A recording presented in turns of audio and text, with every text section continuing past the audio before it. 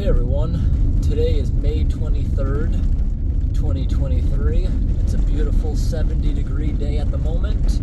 It was about 67 about an hour ago when we did an unclogging. Right now we are on our way back to see how much it has drained. When we were still there, we probably drained back about 8 inches in 20 minutes. And I expect the culverts to actually be out of the water this time. It's a location you'll probably remember. We've been there multiple times. We even drained it when it had a layer of ice on it, maybe 8 months ago. Was that 8 months ago? Whenever it was probably December. That's not 8 months ago. But it was frozen. It was a secondary pond, which we were able to unclog. Secondary ponds you can unclog morally any time of year. And legally you can do it. Primary ponds, you can legally do it if it's your own property, but for moral reasons I don't think you should, because that will surely kill the beavers when their food supply is gone, because they cut down a lot of trees, a lot of sticks, and they jam them in the mud at the bottom of their pond, and that's what they eat. They eat the bark off of those sticks that they've been stockpiling all summer. And when you go ahead and drain their frozen pond, the layer of ice, when the water's gone, is now on top of their reserve, which usually won't kill them, because they'll just go out and they'll have to cut down fresh trees in the snow. The cold will not affect them either. It's mainly them having to find a new spot in those weather conditions and the predators that can now get into the beaver lodge. Some beavers can get pretty big. There are some of them that get over 100 pounds. And put that into perspective, there's not too many dogs that go to get over 100 pounds. Like, I know someone who has a bunch of mastiffs, and that's a pretty big, beefy, muscly dog, and they don't even weigh near that. That's how a beaver's able to move pretty big boulders, drag things around that are pretty substantial that we find in some of these pipes. Some of those beavers have a lot of muscle on them if they live to be that old. We went to a beaver swamp earlier today. You could tell it was a very fresh beaver that was starting to build a dam. We unclogged a pipe a while back to the extent to get it off the road, but because the road wasn't being flooded anymore, I never reported the pond being there, because 2 years went by, beavers never built anything. It meant to me that they had already been trapped. And the pond is beneficial because it's sitting there with all that weight pushing down into the aquifer. It helps the surrounding forest. But inevitably another beaver came along and found the swamp, and it now belongs to that beaver. I could tell by the way the dam was built, what small material it was, the quality of the work. It was a beaver that doesn't have much experience. Now, beavers that can put up massive structures real fast, they're usually really big and they're usually very old. We just came from the left, that little road, because it goes on a big loop. Now we're going to the right, because I haven't been down here yet this time of year. These roads recently just opened again for mud season. From mud season, they were closed for about 2 months because it was too soft. Even your personal vehicle would cause substantial damage to the road that time of year. There's still a few muddy spots, but we're pretty dried out this time of year. You see the trees are finally starting to grow leaves. The northern part of the state, which is another climate zone away, their growing season doesn't start for another till June 15th. Here, the growing season is June 1st, which hasn't started yet, obviously. I think I'm going to probably plant my garden next week. The forecast looking good. 40s and 50-degree temps every night. This week we have a couple 30-degree temps, but it doesn't look like we have any more frost in the forecast. So that's good. I might start planting. I'm sure if I really wanted to, I could find snow if I desperately started looking in the top of the state. The top of the state, their leaves are just starting to bud. It's nothing like you have here. The trees are like half full. Wave to the guy. Most people are very nice when you're out in the middle of nowhere. People seem to be happier than in the cities where everyone's in a rush. probably 90% of people you'd pass out here are nice, and they'll wave at you if they see you on the side of the road. They always see if you need help, because we're so far out in the middle of nowhere. Because if you go by somebody who looks like they have a problem and you don't help, who knows what could happen to that person when you're sometimes 100 miles deep in the wilderness without a signal. You don't know how prepared that person could be, and if that person would be able to even survive a couple days if you didn't happen to come and stop. Because every now and then you do encounter an idiot out here. It's not too often. Usually people are smart enough to know their vehicle's limits until they're not. It also really depends on your skill. I have seen people bring two-wheel drive cars out here with had to have been less than 4 inches of clearance, and they're able to maneuver around all the rocks. It's slow going, but it takes skill. I personally got about 8 inches in this vehicle. I've hit the oil pan many times, but got very lucky. I have dents, but it's never got broken. Stupid mechanic tried to get me to replace the oil pan, saying, "Oh, you're not going to have proper oil flow." No, it's been like that for 3 years, and no, he's full of crap. I'm not replacing that. I actually am glad a dealership tried to charge me $1,200 for a 5-cent plastic pin that was holding on a plastic skid plate. He wanted me to replace the whole skid plate and charge me $1,200.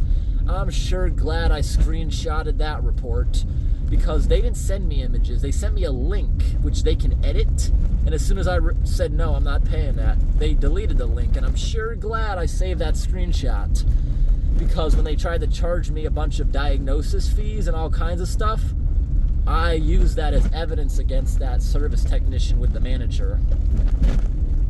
Got my money back for a bunch of other unnecessary garbage, and I wonder what'll happen to that service technician, because the manager took him with him. Good thing I saved those screenshots, because it wasn't my first time they tried hiding evidence like that.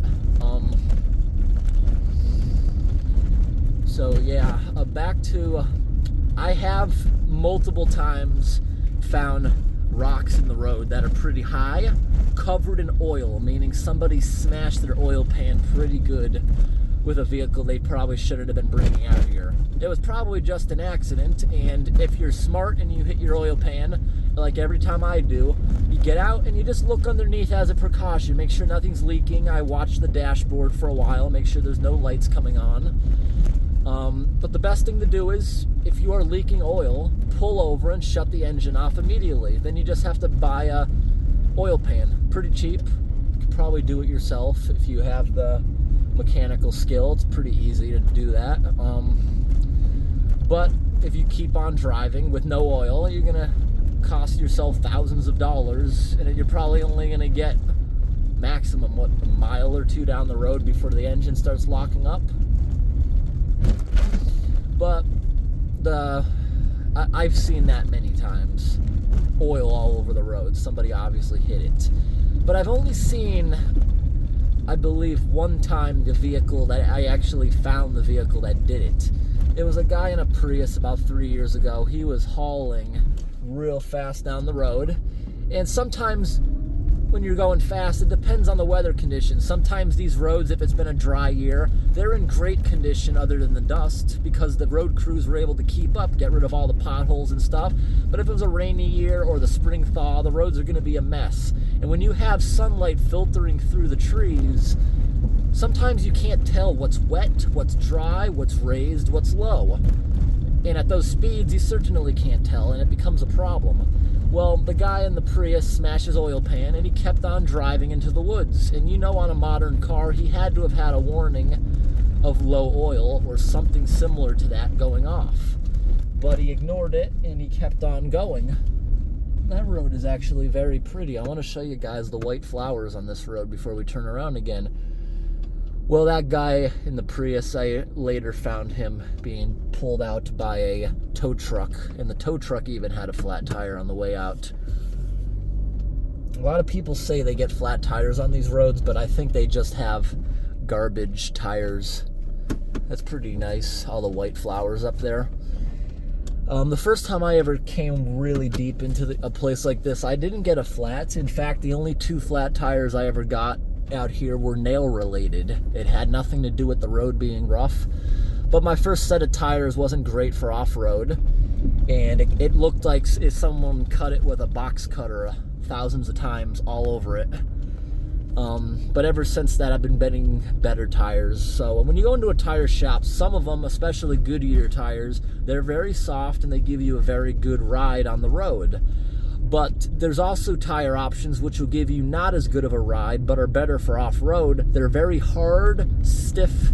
They're stiffer, they're harder to penetrate with sticks, rocks, nails. But I usually go somewhere a little in the middle.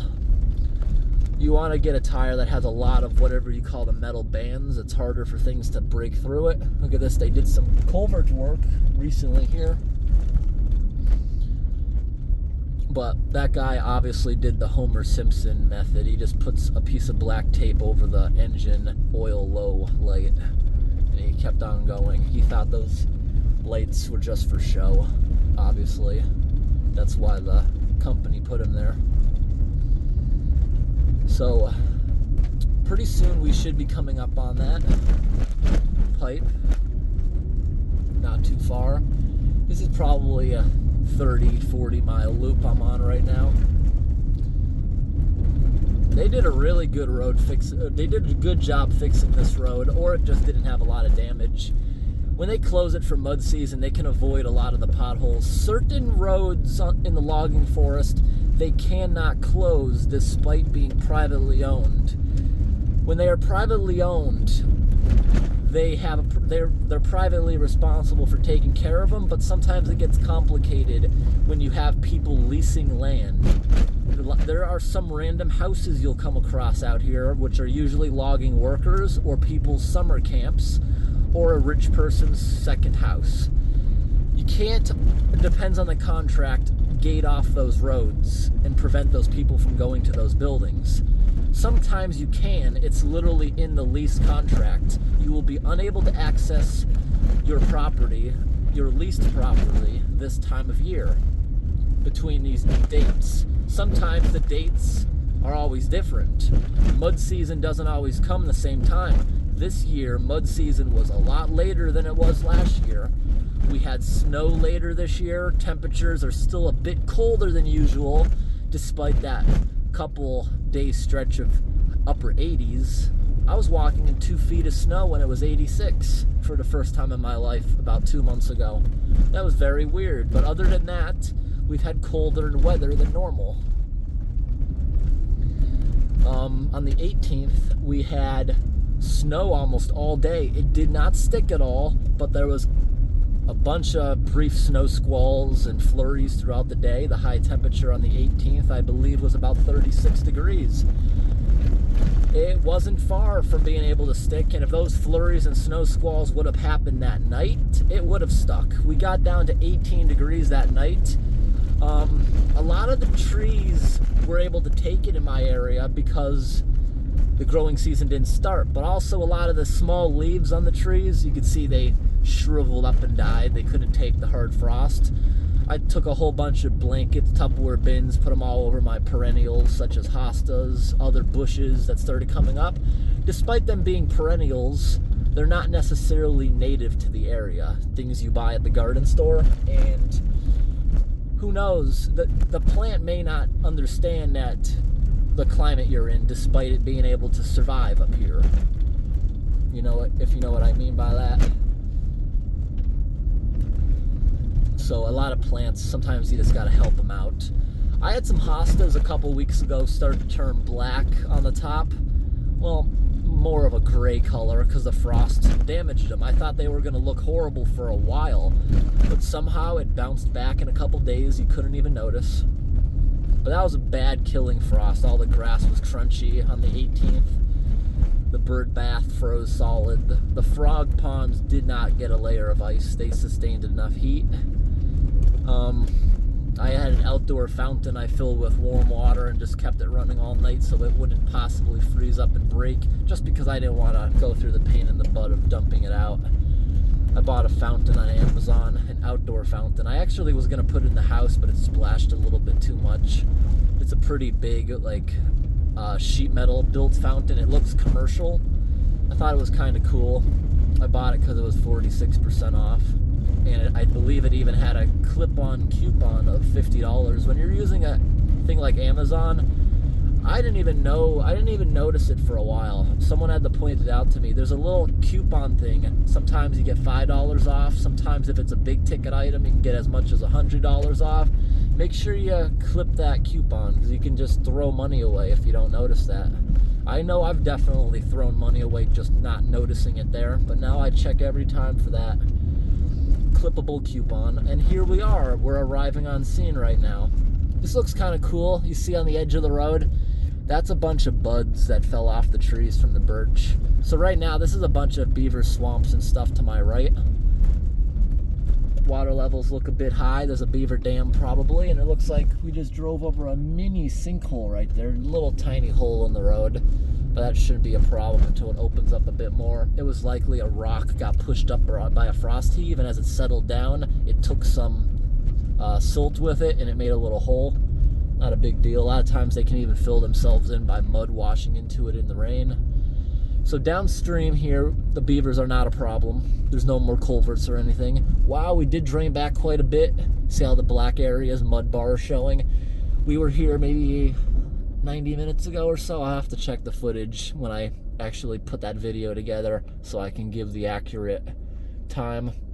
I had maybe 60, 90 minutes we were here. Water was crossing the road pretty good.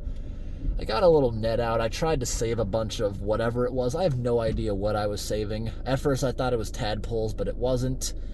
I'm thinking what I was saving was some sort of fly larvae. But this will be in an upcoming video at some point once I get the time to edit it together. Before I do the update clip, I'm just gonna get out here on foot and show you guys, because what I'm doing today, this is an unedited video, just continuous. If I want to pause it just to get out of the car, that's about it. So here's a good parking area. Not many people use this, but you can tell by how grown in it is. Sometimes guys in ATVs will come out here and go up that hill for fun through the water. There's a lot of tadpole eggs that are laid in that water right there. Hopefully that doesn't dry up. Hopefully we don't have a drought like we did last year. That's the same situation kind of in front of me, the frogs I rescued at home. I took them out of the highway's drainage ditch behind the house because last year I could see it drying up, and it did dry up. We were successful last year. We relocated thousands of frog eggs. Out of those, probably we got a couple hundred frogs that survived it when 0 would have survived if we would have left them. I think the same thing will happen this year. So the first tadpoles to become frogs, they're going to inevitably start eating the other tadpoles, but whether I took them or not, it's nature. I'm not really going to prevent it. Alright, stepping out of the car. See the pine trees are finally starting to bud, but they could still take a hard freeze if we had another one. It's still a potential, but starting to become unlikely. Yeah, you see this body of water here. There are a bunch of tadpoles in here. Yep, see all the tadpoles? But hopefully this is deep enough that these guys should become frogs before it completely dries up. Last year it dried up. You can see how there's grass that has now drowned, but it was growing there last year in the center. But it being a shallow body of water, especially, wow, there are probably tens of thousands of tadpoles in here. You can't really see with the reflection, but there's a ton. Hopefully these guys will be able to come along. Especially it being shallow, it'll get hotter in the sun and they'll develop faster. Hopefully algae starts growing. And somebody lost their skid plate plowing through here. That's a pretty heavy one. Piece of aluminum. Don't know what kind of vehicle it came off of.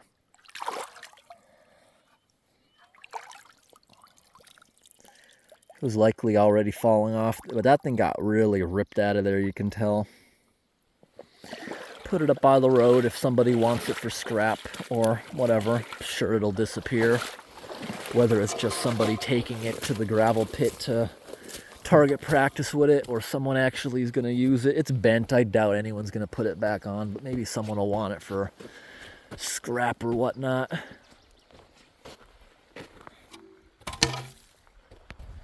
All right, coming back down. This is the secondary flow culvert. Only kicks in during big storms or if the primary flow is done. This one, within the next hour or so, will probably completely... Ooh, a frog. Probably completely stop running. And yeah. This thing, it was pouring in here like a big torrent when we unclogged this. I was amazed. The Beavers built a dam like that, a U-shape. Not actually in the pipe, which was kind of weird. But that thing was blasting so hard, like an hour ago or whenever that was. You can see by the grass pushed over, this whole place was flooding. And now to the primary flow. Let's see how much, yeah, that thing has already calmed down quite a bunch. All that was underwater from it. It doesn't have the pressure anymore. We've probably lost well over a foot, definitely. See this? When I was here, before I left, this was still underwater a bit. See right here? That's where the water was before we started unclogging. See that little line right there of pollen? We lost almost 2 feet. And we're gonna probably lose another foot of water or so, I'd say. You see, that's the whole Beaver foundation right there. Now, a road like this, you might say that, why don't they just raise it up? That'll actually become more dangerous. You see how this road is kind of rocky? Despite water always spilling over, it can still withstand 200,000-pound log trucks without becoming muddy. It's built good. You want the water to go over the top. If you add height to this road, all you're doing is making these pipes harder to access. They can't be manually done anymore. And a higher road, it's going to act like a dam, but it's not built to be a dam, and the risk of pushing out is far greater. And all that sediment is such a huge environmental impact down there. I got to wash my hand off. I didn't even wash it off all the way from touching that dirty skid plate. Look at that. There's a giant rock right here, I just noticed. You can see it starting to erode. The other day I was stacking firewood, and one of the most painful things that recently happened to me happened. Can you see my nail right here? A sliver made its way like halfway up underneath the nail. Why is this here, this pole? This was over there at one point. I tried putting a trail camera on it, but because it's a secondary pond, gave it 2 days, beavers never showed up. Because they have another swamp up there being held up by another dam. They have at least 4 feet of water back there. So this water drop, they don't even know it happens unless they come down here and do a check, which that could be days with a secondary beaver pond. All right, everyone, I'm gonna actually do the update of me coming back here for the unclogging video. But I hope this was interesting, everybody. Thanks for watching and have a great day.